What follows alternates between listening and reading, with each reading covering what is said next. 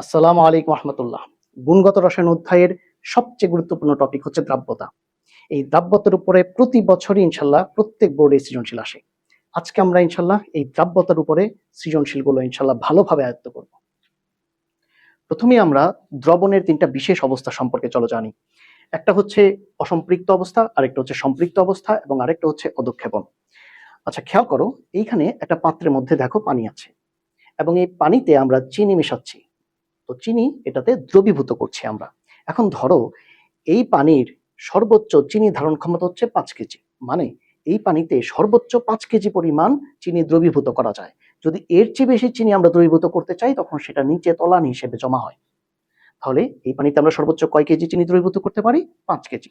এখন ধরো আমরা এই পানিতে 3 কেজি পরিমাণ চিনি দ্রবীভূত করলাম, তাহলে কি আরো 2 কেজি পরিমাণ জায়গা খালি থাকলো না? তাহলে আমরা এই দ্রবণটাকে কি বলবো?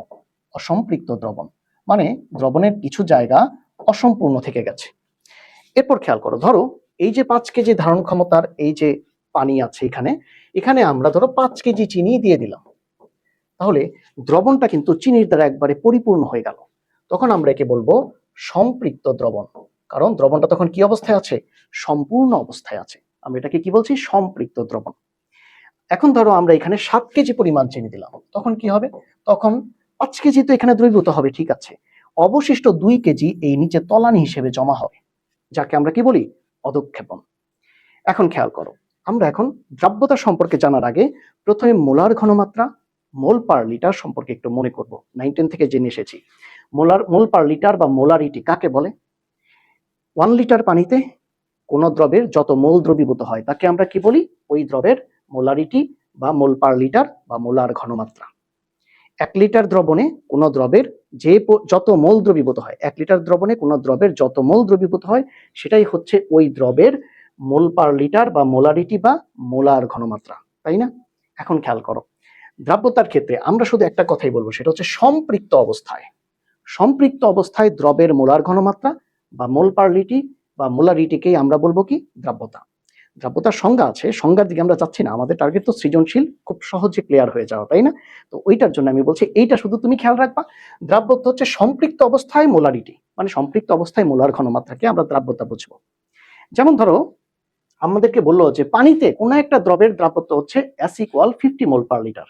এটা বলতে তুমি কি বুঝো? আচ্ছা, একটা কথা, দ্রাব্যতাকে কিন্তু আমরা S দিয়ে প্রকাশ করবো, হ্যাঁ, S ফর সলিবিলিটি, সলিবিলিটি মানেই দ্রাব্যতা।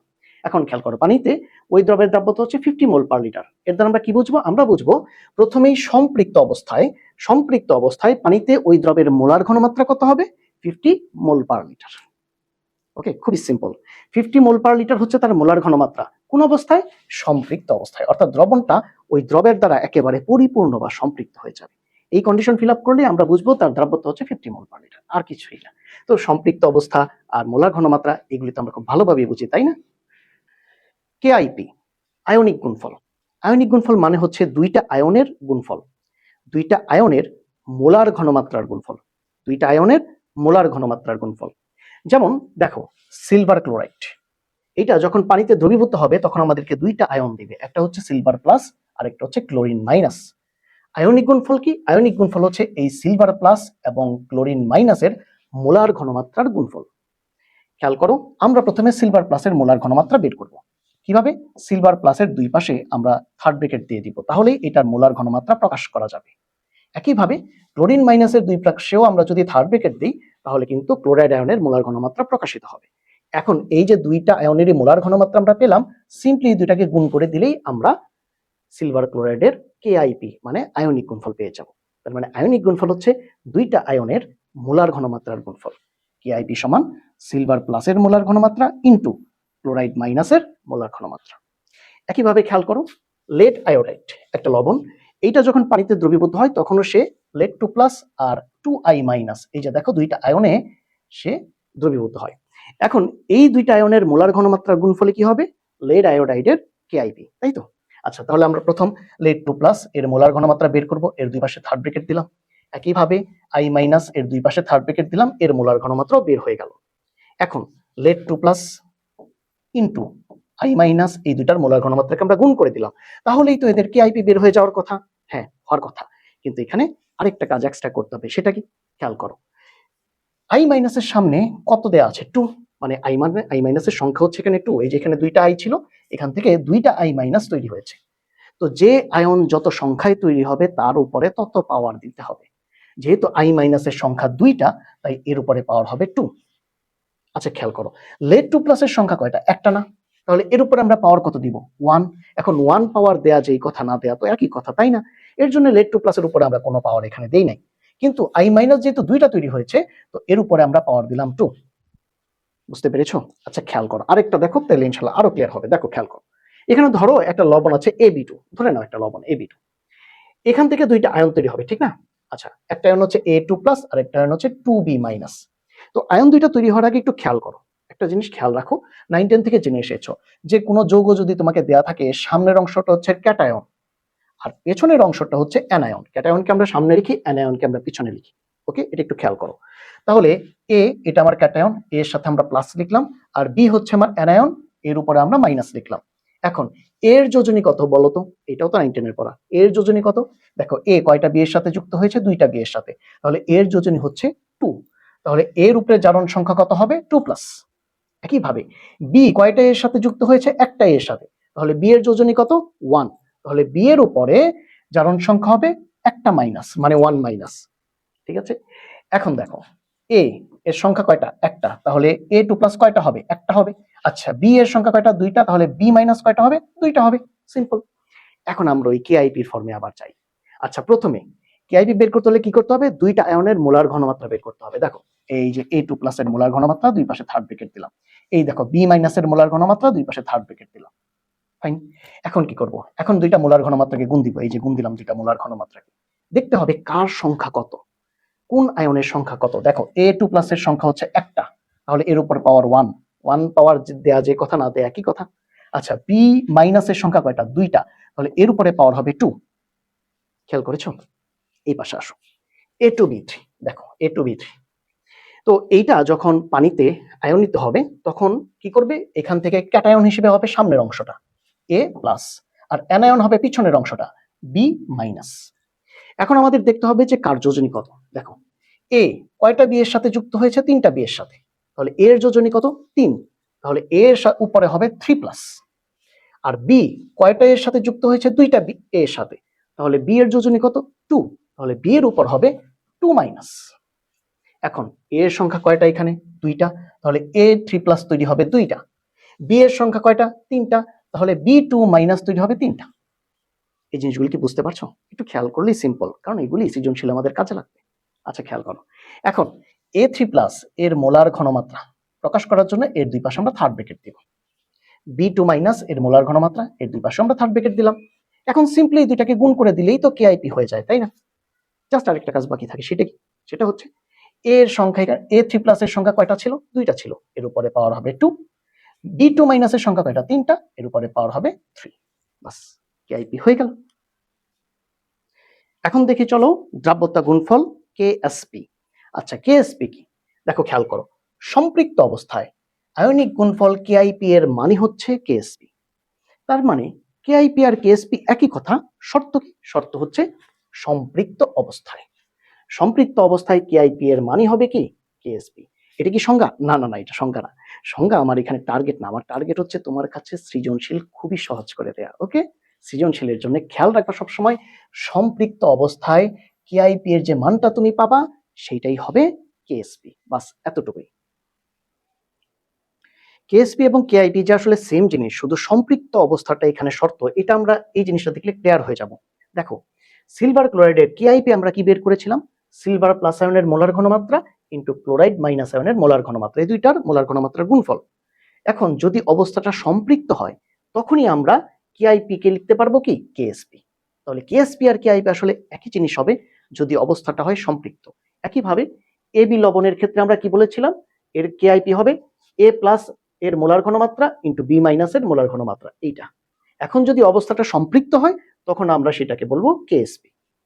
সেম জিনিস না, শুধু সম্পৃক্ত অবস্থাটা এখানে আমাদের শর্ত। এখন খেয়াল করো, ধরো যে এই সিলভার ক্লোরাইড এই লবণটার দ্রাব্যতা দেওয়া আছে স্মল পার লিটার। তার মানে প্রতি লিটার দ্রবণে সিলভারের পরিমাণ কতটুকু আছে? স্মল। এখন খেয়াল করো, 1 মোল সিলভার ক্লোরাইড থেকে Ag+ তৈরি হয় 1 মোল, আর ক্লোরিন মাইনাস তৈরি হয় 1 মোল, তাই না? তাহলে এই ক্ষেত্রে স্মল সিলভার ক্লোরাইড থেকে সিলভার প্লাস তৈরি হবে স্মল, আর ক্লোরিন মাইনাসও তৈরি হবে স্মল। বুঝতে পেরেছো? আবার খেয়াল করো, একটা সিলভার ক্লোরাইড থেকে সিলভার প্লাস হয় একটা, ক্লোরিন মাইনাস হয় একটা, তাহলে এসটা সিলভার ক্লোরাইড থেকে সিলভার প্লাস হবে এসটা, ক্লোরিন মাইনাসও হবে এসটা। সিম্পল জিনিস। তাহলে এখন এর কেএসপি বের করো। সিলভার প্লাসের মোলার ঘনমাত্রা কত পেলাম? এস। ক্লোরিন মাইনাসের মোলার ঘনমাত্রা এস, তাহলে আমরা কেএসপি পাবো এস স্কয়ার। বুঝতে পেরেছো? আচ্ছা, এটা দেখো, তাহলে ইনশাআল্লাহ আরো ক্লিয়ার হবে। দেখো, একইভাবে এবি লবণের দ্রাবকতাও যদি এস মোল পার লিটার হয়, তাহলে এবি প্রতি লিটারে দ্রবীভূত আছে এস মোল। এখন খেয়াল করো, একটা এবি থেকে এ প্লাস তৈরি হয় একটা, বি মাইনাস তৈরি হয় একটা, তাহলে এসটা এবি থেকে এ প্লাস তৈরি হবে এসটা, এবং বি মাইনাস তৈরি হবে এসটা। একটা থেকে একটা একটা, তাহলে এসটা থেকে এসটা এসটা। ঠিক আছে? এখন খেয়াল করো, এর কেএসপি কত হবে? এ প্লাস এর মোলার ঘনমাত্রা এস ইন্টু বি মাইনাস এর মোলার ঘনমাত্রা এস, তাহলে কেএসপি আমরা পাবো এস স্কয়ার। খুবই সহজ। এখন ধরা যাক যে এবি টু লবণের দ্রাব্যতা হচ্ছে এস মোল পার লিটার, তাহলে প্রতি লিটারে এবি টু এর পরিমাণ হচ্ছে এস মোল। এবি টু থেকে কিভাবে এ টু প্লাস আর টু বি মাইনাস, এটা তোমরা অলরেডি দেখেছি, তাই না? এখন খেয়াল করো, 1 মোল এবি টু থেকে এ টু প্লাস তৈরি হয় 1 মোল, বি মাইনাস তৈরি হয় 2 মোল, তাহলে এস মোল এবি টু থেকে এ টু প্লাস তৈরি হবে এস মোল, আর বি মাইনাস তৈরি হবে 2 এস মোল। 1 মোল থেকে তৈরি হয় 1 মোল 2 মোল, তাহলে এস মোল থেকে তৈরি হবে এস মোল 2 এস মোল। সিম্পল জিনিস। এখন খেয়াল করো, আমরা কেএসপি কিভাবে লিখবো? প্রথমে এ টু প্লাস এর মোলার ঘনমাত্রা, তারপরে বি মাইনাস এর মোলার ঘনমাত্রা, দুইটাকে গুণ দিব। বি মাইনাসের উপরে এই যে বি মাইনাসের সংখ্যা কয়টা? দুইটা, তাহলে পাওয়ার কত হবে? 2, তাই না? এখন আমরা এদের মোলার ঘনমাত্রার মান বসাই। এ টু প্লাস এর মোলার ঘনমাত্রা কত পেয়েছি? এস, ইন্টু বি মাইনাসের মোলার ঘনমাত্রা কত পেয়েছি? 2s, কিন্তু বি মাইনাসের উপরে কি আছে? পাওয়ার আছে 2, এর উপরে পাওয়ার দিলাম 2। এখন দেখো, s ইন্টু আমরা কত পাবো? 4s স্কয়ার, তাহলে এখান থেকে পাবো 4s কিউব। সিম্পল। এইদিকে আসো, একইভাবে এ টু বি থ্রি, যদি এখানে স্মল পরিমাণ এ টু বি থ্রি থাকে, তাহলে এ থ্রি প্লাস পাওয়া যাবে 2s মোল, আর বি টু মাইনাস পাওয়া যাবে 3s মোল। এটা কি বুঝতে পেরেছো? একই রকম 1 মোল এ টু বি থ্রি থেকে এ থ্রি প্লাস তৈরি হয় 2 মোল, আর বি টু মাইনাস তৈরি হয় 3 মোল, তাহলে স্মল এ টু বি থ্রি থেকে এ থ্রি প্লাস তৈরি হবে 2s মোল, আর বি টু মাইনাস তৈরি হবে 3s মোল। 1 মোল থেকে 2 মোল 3 মোল, তাহলে স্মল থেকে 2s মোল 3s মোল। 2 2s 3 3s। খুব সিম্পল। আর এই রিঅ্যাকশনটা তো স্যার আমরা এই মাত্রই দেখে এসেছিলাম, তাই না? এখন খেয়াল করো, এর কেএসপি বের করবো। তাহলে প্রথমে এ থ্রি প্লাস এর মোলার ঘনমাত্রা, এ থ্রি প্লাস এর মোলার ঘনমাত্রা ইন্টু বি টু মাইনাস এর মোলার ঘনমাত্রা, বি টু মাইনাস এর মোলার ঘনমাত্রা। এ থ্রি প্লাস এর সংখ্যা কয়টা? দুইটা, পাওয়ার হলো 2। বি টু মাইনাস এর সংখ্যা কয়টা? তিনটা, পাওয়ার হলো 3। এখন আমরা এদের মোলার ঘনমাত্রা বসাবো। এ থ্রি প্লাস এর মোলার ঘনমাত্রা কত পেয়েছি? 2s, তাহলে এখানে বসাবো 2s। পাওয়ার কত? এ থ্রি প্লাস এর উপরে 2, এর উপরে পাওয়ার দিলাম 2। বি টু মাইনাস এর মোলার ঘনমাত্রা কত? 3s, বসালাম 3s। এখন বি টু মাইনাস এর উপরে পাওয়ার কত? 3, পাওয়ার দিলাম 3। এখন দেখো, 2s স্কয়ার মানে কত? 4s square. 3s whole cube মানে কত? 27s cube. তাহলে গুণ দিলে আমরা পাবো 108s টু দি পাওয়ার 5। আশা করি বুঝেছো। এখন চলো আমরা সৃজনশীল শুরু করি। দেখো, গ প্রশ্নে বলা হচ্ছে উদ্দীপকের 1 নং পাত্রের যৌগটির দ্রাব্যতা গুণফল নির্ণয় করো। এই যে পাত্র 1, এর দ্রাব্যতা গুণফল বের করতে হবে, মানে এই AB2 এর দ্রাব্যতা গুণফল। এখন দ্রাব্যতা গুণফল বা কেএসপি বের করতে হলে প্রথমেই তো দ্রাব্যতা জানতে হয়, মানে এস এর মান জানতে হয়, মোল পার লিটার এককে, ঠিক না? তো এইখানেও কিন্তু দেখো, একটা মোল পার লিটার বা মোলার ঘনমাত্রা কিন্তু দেয়া আছে 0.5 মোলার। আমরা জানি যে সম্পৃক্ত অবস্থায় মোলার ঘনমাত্রাই হচ্ছে মূলত দ্রাব্যতা, তাই না? এই ক্ষেত্রে যেহেতু দ্রাব্যতা গুণফল বের করতে বলেছে, তার মানে এই 1 নং পাত্রের দ্রবণটা সম্পৃক্ত অবস্থায় আছে, নাহলে তো আর দ্রাব্যতা গুণফল বের করতে বলার কথা না। তাহলে যেহেতু এটা সম্পৃক্ত অবস্থায় আছে, সুতরাং এর যে মোলার ঘনমাত্রা, সেটাকে আমরা এর দ্রাব্যতা বলবো। তাহলে এই ক্ষেত্রে দ্রাব্যতা এস ইকুয়াল কত পাবো? 0.5 মোল পার লিটার বা মোলার, যেটা দেওয়া আছে সেটাই। আর কেএসপি এর মান আমাদেরকে বের করতে হবে। এখন আসো, আমরা তো জানি যে AB2 এইটা কিভাবে বিয়োজিত হয়? A2 প্লাস আর 2B মাইনাস। এই ক্ষেত্রে AB2 যদি স্মল হয়, A2 প্লাস স্মল হবে, আর B মাইনাস হবে 2 স্মল, এই 2 থেকে 2 স্মল। এখন এই ক্ষেত্রে কেএসপি বের করতে হলে প্রথমে A2 প্লাস এর মোলার ঘনমাত্রা, তারপরে B মাইনাস এর মোলার ঘনমাত্রা, আর B মাইনাস এর সংখ্যা হচ্ছে দুইটা, তাই এর উপরে পাওয়ার হবে 2। তো A2 প্লাস এর জায়গায় আমরা S বসাবো, B মাইনাস এর জায়গায় আমরা এর মোলার ঘনমাত্রা 2s বসাবো, আর B মাইনাস এর উপরে পাওয়ার কত ছিল? 2 ছিল, এই পাওয়ার 2। তাহলে এখান থেকে আমরা পাবো 4s কিউব। এখন এই s এর মান আমরা যে পেয়েছিলাম 0.5, সেটা জাস্ট বসিয়ে দিলেই এখান থেকে আমরা কেএসপি এর মান পেয়ে যাব। এখন প্রশ্ন হচ্ছে একক কেন লিখে নেই? হাজির নাকসার একক লেখেন নাই, আবার অনেক রাইটার একক লিখেছেন। ইন্টারন্যাশনাল স্ট্যান্ডার্ড হচ্ছে একক না লিখা। আমরা একক লিখবো না, বোর্ড কোশ্চেনের কথা চিন্তা করে সেফের চিন্তা করবো, ঠিক আছে? সো আমার পরামর্শ হচ্ছে দ্রাবক গুণফলের ক্ষেত্রে কোনো একক দিও না। এখন চলো এই সৃজনশীলটা দেখি। এখানে বলা হচ্ছে MOH3 এর দ্রাব্যতা নির্ণয় করো, মানে এস বের করো। দেখো কেএসপি দেওয়া আছে MOH3 এর 3.75 10 টু দি পাওয়ার -6, একক কিন্তু দেওয়া নাই, খেয়াল করেছো? আচ্ছা কেএসপি আছে, এখন তোমাকে দ্রাব্যতা এস এর মান বের করতে হবে, তার মানে জিনিসটা উল্টা হয়ে গেল। আচ্ছা MOH3 এটা কিভাবে আয়নিত হবে? M3+ এবং 3OH-, তাই না? দেখো M কয়টা OH এর সাথে যুক্ত হয়েছে? 3টার সাথে, তাহলে M এর যোজনী কত? 3, তাহলে M এর ক্ষেত্রে হবে 3+। আর OH এর ক্ষেত্রে যে মাইনাস সেটা আমরা সবাই জানি, OH-। M এর সংখ্যা কয়টা? একটা, তাহলে M3+ হবে একটা। OH এর সংখ্যা কয়টা? 3টা, তাহলে OH- হবে 3টা। এখন MOH3 এর দ্রাব্যতা যদি S হয়, তাহলে MOH3 S মোল থেকে M3+ হবে S মোল, আর OH- হবে 3S মোল। একটা থেকে একটা 3টা, তাহলে একটা S থেকে একটা S 3টা S, 3 3, ঠিক আছে? এখন কেএসপি, তাহলে প্রথমে M3+ এর মোলার ঘনমাত্রা, এরপরে OH- এর মোলার ঘনমাত্রা। এখন OH- এর সংখ্যা কয়টা? 3টা, তাহলে পাওয়ার হবে 3। M3+ এর মোলার ঘনমাত্রা কত? S, এই যে S। OH- এর মোলার ঘনমাত্রা কত? 3S, এই যে 3S। এখন OH- এর উপর পাওয়ার কত? 3, তাহলে 3S এর উপর পাওয়ার 3। এখান থেকে ক্যালকুলেশন করলে পাবো 27 S টু দি পাওয়ার 4। এখন 27 দিয়ে যদি কেএসপি কে ভাগ দিই, তাহলে S টু দি পাওয়ার 4 সমান হবে KSP/27। এখন যদি আমরা এখান থেকে 4 রুট করি, তাহলে কিন্তু এই পাওয়ারটা এখান থেকে চলে যাবে। এখন কেএসপি এর মানটা যদি আমরা বসিয়ে দিই, তাহলেই আমরা MOH3 এর দ্রাব্যতা পেয়ে যাব। আর দ্রাব্যতার একক তো মোলারিটি না, মোল পার লিটার। এখন আমরা অধক্ষেপ নির্ণয়ের সৃজনশীলগুলো শুরু করব। দেখো অধক্ষেপ নির্ণয়ের শর্ত হচ্ছে কেআইপি এর মান কেএসপি এর চাইতে বড় হতে হবে। যদি কেআইপি এর মান কেএসপি এর চেয়ে বড় হয়, তাহলে অধক্ষেপ পড়বে, আর যদি না হয় তাহলে অধক্ষেপ পড়বে না। এই বোর্ড কোশ্চেনটা খেয়াল করো। এখানে বলা হচ্ছে উদ্দীপকের 1 নং ও 2 নং পাত্রের দ্রবণ মিশ্রিত করলে কোনো অধক্ষেপ পড়বে কিনা। আচ্ছা অধক্ষেপ কার পড়বে এটা আগে আমরা বোঝার চেষ্টা করি। অধক্ষেপ তারই পড়তে পারে যার কেএসপি দেয়া থাকবে। যার কেএসপি দেয়া থাকবে তারই অধক্ষেপ পড়বে কিনা সেটা তোমাকে যাচাই করতে হবে, বুঝেছো? যার কেএসপি দেয়া থাকবে, এখানে কার কেএসপি দেয়া আছে? AY2 এর, তাহলে AY2 এর অধক্ষেপ পড়বে কিনা সেটাই আমাদেরকে যাচাই করতে হবে। অধক্ষেপ পর আমরা কিভাবে যাচাই করব? প্রথমে AY2 এর কেআইপি বের করব, তারপরে AY2 এর কেআইপির সাথে ওর কেএসপি এর তুলনা করে দেখব অধক্ষেপ পড়বে কিনা। যদি কেআইপি বড় হয় তাহলে অধক্ষেপ পড়বে, আর যদি কেআইপি ছোট হয় তাহলে অধক্ষেপ পড়বে না। এখন খেয়াল করো আমরা কাজটা কিভাবে শুরু করব। প্রথমে এখানে বলা আছে 1 নং আর 2 নং পাত্রের দ্রবণকে মিশ্রিত করতে হবে। তাহলে 1 নং পাত্রের দ্রবণ হচ্ছে AB2 আর 2 নং পাত্রের দ্রবণ হচ্ছে XY। আমরা তাহলে প্রথমে 1 নং পাত্রের দ্রবণ AB2 লিখি প্লাস 2 নং পাত্রের দ্রবণ XY লিখি। এখন এই দুইটার মধ্যে মিশ্রণের ফলে তো বিক্রিয়া হবে, তাই না? বিক্রিয়ার ফলে কি উৎপাদ হবে?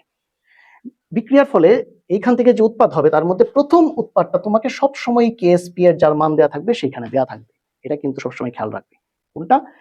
প্রথম উৎপাদটা অবশ্যই কেএসপি এর মান যেটা যার দেওয়া থাকবে সেটা অবশ্যই বসায় দিবা প্রথম উৎপাদ হিসেবে। তাহলে প্রথম উৎপাদ তোমাকে ক্লু হিসেবে দিয়ে দিয়েছে, এটা হচ্ছে তোমার প্রথম উৎপাদ AY2।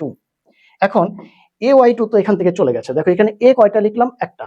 আগে বিক্রিয়কে A কয়টা ছিল? একটা, তাহলে A ঠিকই আছে। Y কয়টা লিখেছি? দুইটা। বিক্রিয়কে Y কয়টা আছে? একটা, তাহলে বিক্রিয়কের সামনে এখানে একটা 2 বসাতে হবে, তাহলে আমার Y এর সমতাকরণ হয়ে যাবে।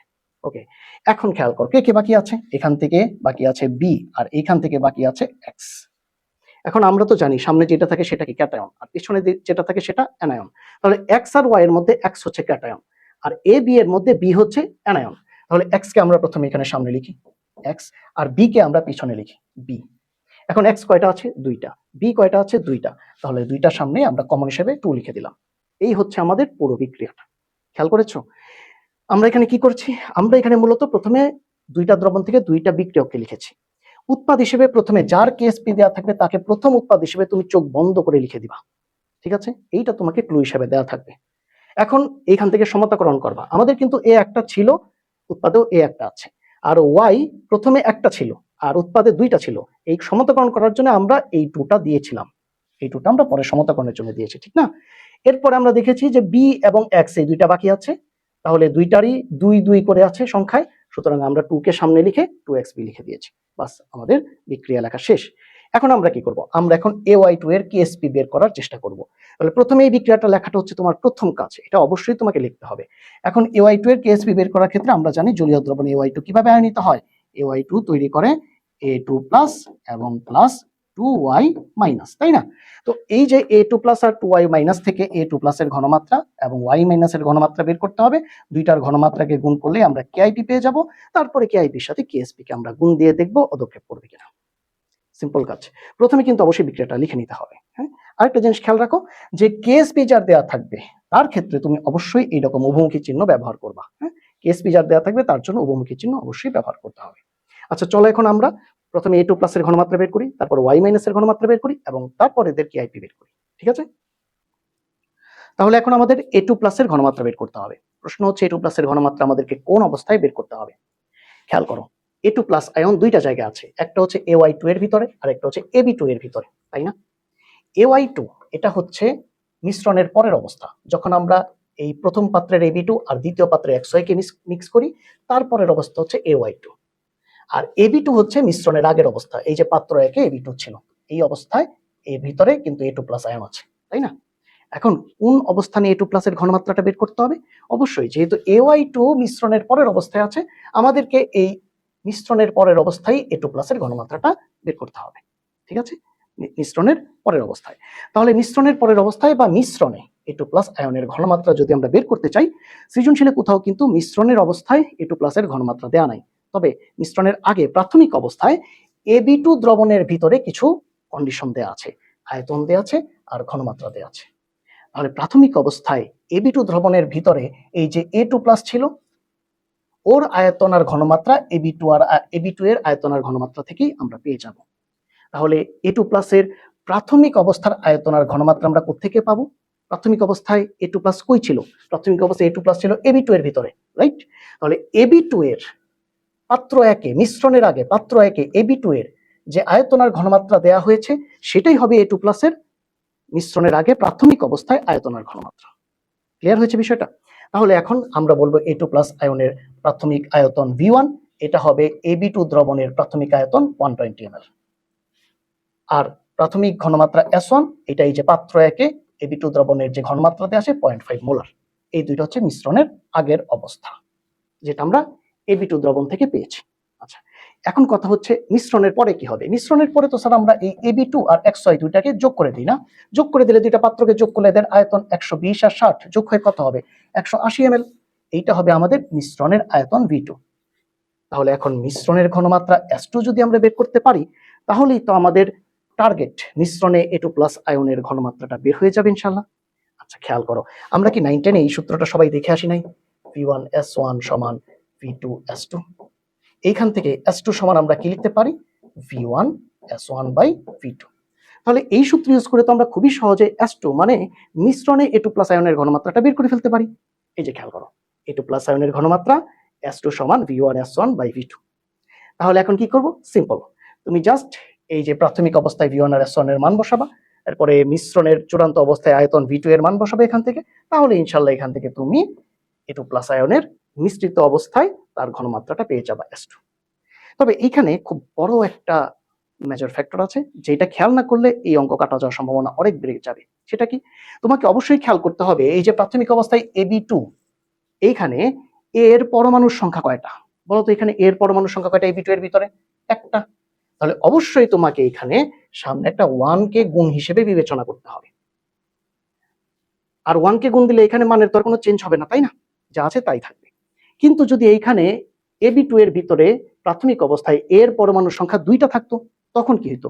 তখন আমাদেরকে অবশ্যই 2 দিয়ে গুণ দিতে হতো। যদি 3টা থাকতো তাহলে 3 দিয়ে গুণ দিতে হতো, তখন কিন্তু মানটা চেঞ্জ হয়ে যেত, আর তখনই অঙ্কটা ভুল হওয়ার সম্ভাবনা চলে আসতো।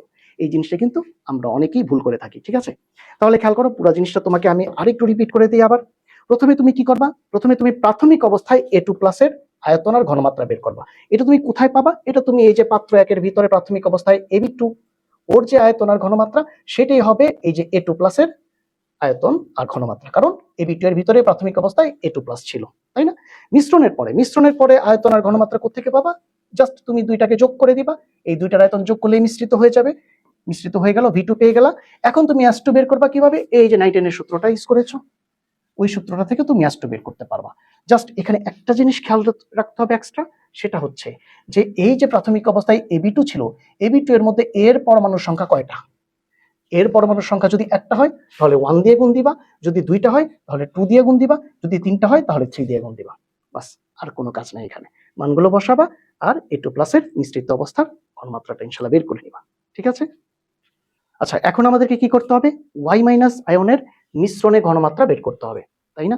আগের মতোই। তাহলে এখন খেয়াল করো, তাহলে আগেরটা কিছুটা অস্পষ্ট থাকলে এখন ক্লিয়ার হয়ে যাবে ইনশাল্লাহ। দেখো, খেয়াল করো, Y মাইনাস আয়ন প্রাথমিক অবস্থায় কই ছিল? XY এর ভিতরে। এই যে পাত্র 2 এ ছিল, XY এর ভিতরে মিশ্রণের আগে ছিল। তাহলে মিশ্রণের আগে Y মাইনাস ছিল XY এর ভিতরে। সুতরাং XY এর যে আয়তন আর ঘনমাত্রা সেটাই হবে Y মাইনাসের প্রাথমিক আয়তন এবং ঘনমাত্রা। ঠিক আছে? দেখো, পাত্র 2 এ XY এর আয়তন কত দেওয়া? 60 ml। তাহলে এই 60 ml হবে Y মাইনাস আয়নের প্রাথমিক আয়তন V1। আর ঘনমাত্রা কত দেওয়া? 0.01 মোলার। তাহলে এই 0.01 মোলার হবে প্রাথমিক ঘনমাত্রা Y মাইনাস আয়নের।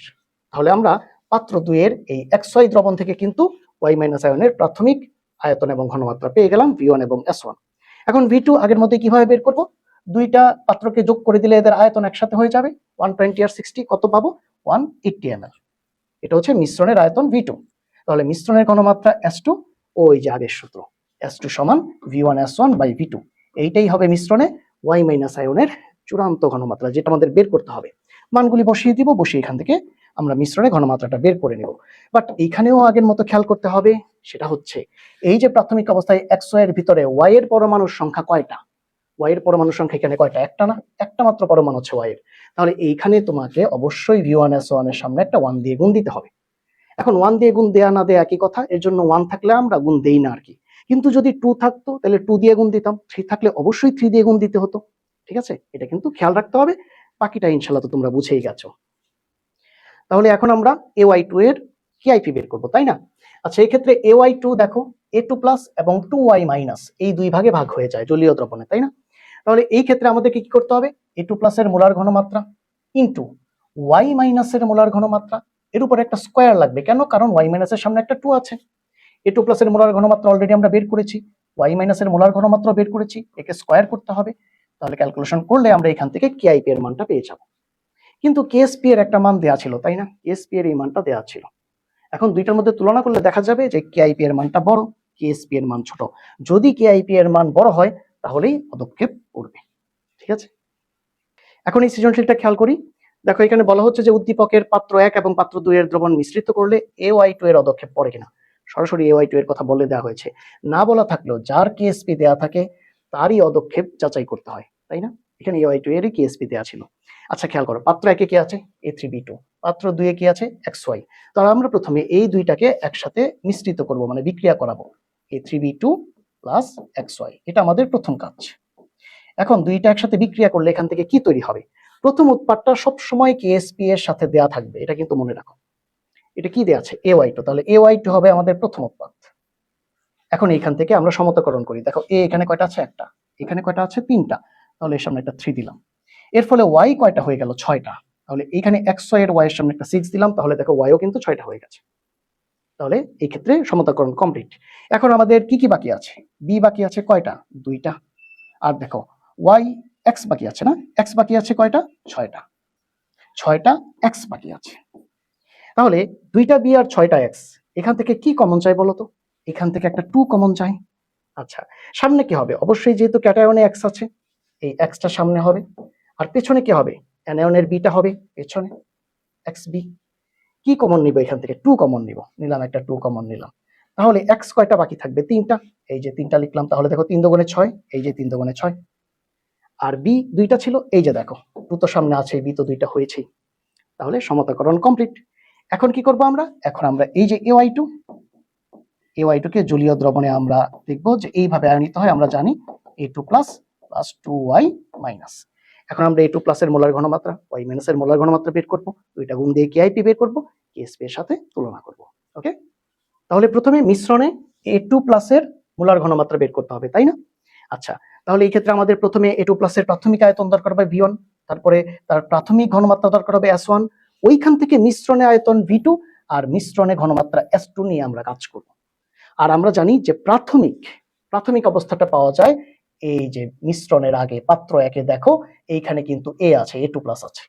A3B2 এর ভিতরে A2 প্লাস আছে। তো A3B2 এর যে আয়তন দেয়া সেটাই হবে A2 প্লাসের প্রাথমিক আয়তন V1 40 ml। আর এইখানে যে ঘনমাত্রা দেওয়া 6 × 10⁻² মোলার, এইটাই হবে A2 প্লাসের প্রাথমিক ঘনমাত্রা S1। ঠিক আছে, কারণ A2 প্লাস দুইটা জায়গায় আছে, একটা হচ্ছে AY2 আর একটা হচ্ছে A3B2। তো A3B2 যেহেতু আমাদের পাত্র একে আছে, পাত্র একের A3B2 এর যে কন্ডিশন সেটাই হবে A2 প্লাসের প্রাথমিক কন্ডিশন। এটা কিন্তু সবসময় খেয়াল রাখবা। এখন মিশ্রণের পরে আমরা দুইটা পাত্রকে একসাথে যোগ করে দেব, তখন দুইটা পাত্রের আয়তন 40 আর 80 একসাথে হয়ে কত হবে 120 ml। এটা হবে মিশ্রণের আয়তন V2। এখন মিশ্রণে ঘনমাত্রা বের করতে পারলেই আমরা A2 প্লাসের মিশ্রণে ঘনমাত্রাটা বের করতে পারবো। সেটা কিভাবে হবে? আমরা জানি S2 সমান হবে V1 S1 বাই V2।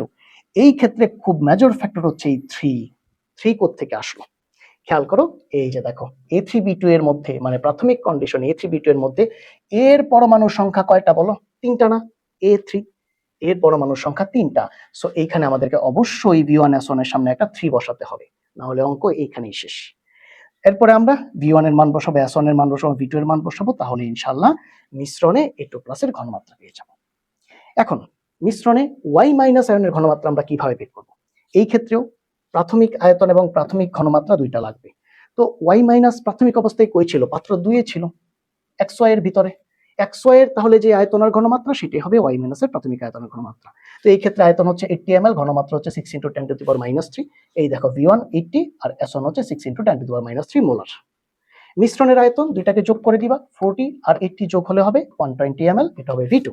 তাহলে মিশ্রণের ঘনমাত্রা S2, এই সূত্র থেকে আমরা বের করব S2। এখন এখানে খেয়াল করতে হবে অবশ্যই যে Y এর পরমাণু সংখ্যা কয়টা। Y এখানে কয়টা আছে? একটা আছে। তাহলে তুমি এখানে 1 দিয়ে গুণ দিবা, 1 দিয়ে গুণ দেয়া না দেয়া একই কথা, এর জন্য আমরা 1 লিখি নাই। বাস এখন V1 S1 V2 এদের মান বসালে এখান থেকে Y মাইনাসের মিশ্রণে ঘনমাত্রাটা তুমি পেয়ে যাবে ইনশাআল্লাহ। এখন আমরা কি করব? AY2 এর KIP বের করব। তো আমরা জানি যে ক্ষেত্রে A2 প্লাস আর Y মাইনাস এর মোলার ঘনমাত্রাকে গুণ করতে হয়, আর Y মাইনাস উপরে একটা স্কয়ার দিতে হয়, কারণ Y মাইনাসের সামনে কি আছে? 2 আছে, এই কারণে Y মাইনাসের সামনে উপরে একটা স্কয়ার দিতে হয়। A2 প্লাসের মান বসাবো, ঘনমাত্রার মান, Y মাইনাসের ঘনমাত্রার মান বসাবো, ক্যালকুলেশন করব, এইখান থেকে ইনশাআল্লাহ আমরা KIP পেয়ে যাব। KSP এর মান আগেই দেওয়া আছে, তো দেখা যাচ্ছে যে KIP-টা বড় হয়ে গেছে, তাই অদক্ষেপ পড়বে। আশা করছি ইনশাআল্লাহ অঙ্কটা ক্লিয়ার হয়েছে। আলহামদুলিল্লাহ, আল্লাহর রহমতে আমরা ক্লাসটা ভালোভাবে শেষ করতে পেরেছি। ক্লাসটা তোমাদের কাছে কেমন লাগলো অবশ্যই কমেন্ট করো, ফ্রেন্ড এবং জুনিয়রদের মাঝে শেয়ার করো, এবং ফিজিক্স, কেমিস্ট্রি ও হায়ার ম্যাথের এরকম আরো গুরুত্বপূর্ণ ক্লাস পেতে আমাদের সাথে যুক্ত থাকো। আসসালামু আলাইকুম ওয়া রাহমাতুল্লাহ।